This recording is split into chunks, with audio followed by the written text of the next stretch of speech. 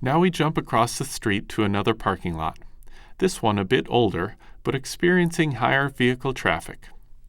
Unlike the runoff from the previous parking lot, which was treated by an adjacent stormwater wet pond, this lot does not receive any treatment before discharging to a receiving surface channel.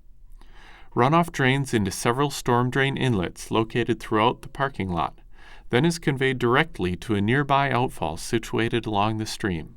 Several detrimental impacts were noticed in the receiving stream channel, such as eroding banks, the presence of trash, and poor water quality.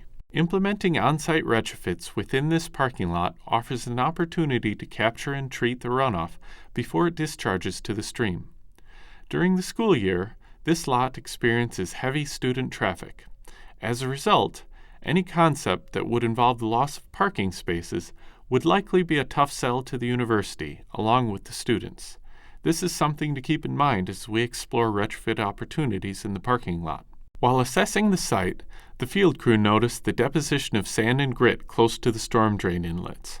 During rainfall events, much of this grit is carried directly to the stream and washed downstream. Another element to notice in this parking lot is the lack of landscaping. On warm spring and summer days, you can imagine the heat coming off the lot surface.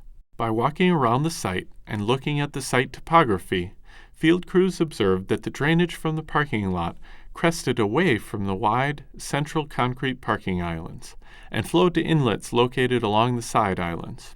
It would be very difficult and expensive to regrade the parking lot to direct stormwater runoff to the large central island.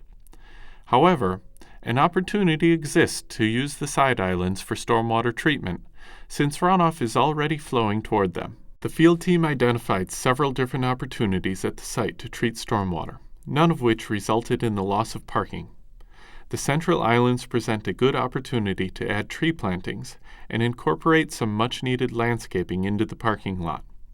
Although the trees may not provide much treatment of the lot runoff, they can intercept rainfall and prevent a portion of it from falling onto the lot.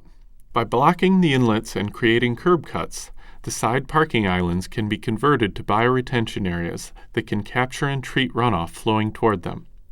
Finally, the more remote parking stalls, which likely handle overflow student parking, can be converted into permeable pavement.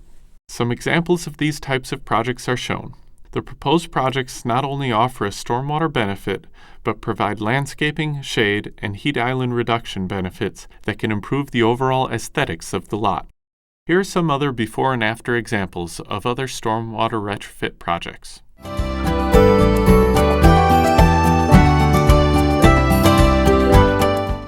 It is important to remember that the goal of the retrofit field reconnaissance is to determine whether or not a project will be feasible at a given site. Field teams should collect enough information to fully convey the details of the proposed retrofit. Teams should aim to complete the field form and a site sketch, and further document the site conditions by taking several photographs. This should be enough to complete the final design elements back in the office, preventing numerous trips back to the proposed retrofit location.